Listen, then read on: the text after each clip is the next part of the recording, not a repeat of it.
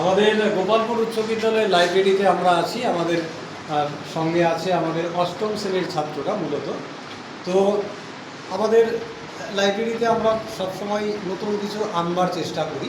যেমন আমাদের বেশ কয়েক বছর ধরে চলছে নলেজ পয়েন্ট বলে একটা করোনা।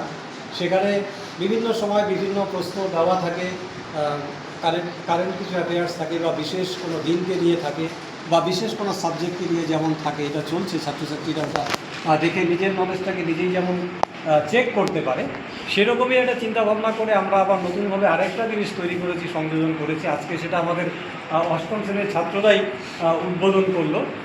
এইটার আমরা নাম দিয়েছি জানা অজানা। সেখানে মূলত বিভিন্ন পত্রপত্রিকার কাটিংগুলো আছে। সেখানে বিশেষ বিশেষ খবর, বিজ্ঞান ভিত্তিক হোক, ইতিহাস ভিত্তিক হোক, বা জিওগ্রাফির বিষয় হোক, সেখানে আমরা সেই কাটিংগুলোকে রেখেছি। এবং এটা 15 দিন 20 দিন এটা থাকবে, এবং 15 দিন 20 দিন পরে আবার নতুন ইনফরমেশন আমরা এখানে সংযোজন করব। এতে আমার মনে হয় ছাত্রছাত্রীরা প্রত্যেক দিনেই নতুন নতুন কিছু তথ্য ওরা নিতে পারবে। এবং আমরা ছাত্রছাত্রীদের বলছি যে একটা আলাদাভাবে খাতা তৈরি করবার জন্য, যে খাতাটার মধ্যে তার মূল্যবান জিনিসগুলো, যে তথ্যগুলো পাচ্ছে, সেগুলো ওরা নোট করে রাখবে, এবং পরবর্তীকালে সেটা তাদের কাছে একটা সম্পদ হয়ে থাকবে। জেনারেল নলেজকে তারা উত্তরোত্তর বৃদ্ধি করতে পারবে। এই উদ্দেশ্য নিয়েই আমাদের নতুন একটি প্রচেষ্টা, এবং আজকে সেটা শুরু হলো।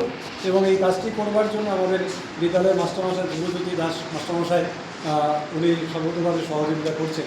এবং পরবর্তীকালে অন্যান্য মাস্টারমশাই দিদিমণিরা যারা আছেন সাবজেক্ট ওয়াইজ, তারাও নতুন নতুন ইনফরমেশান সেটার মধ্যে সংযোজন করবেন। এই উদ্দেশ্য নিয়েই আমরা এটাকে আজকে উদ্বোধন করলাম।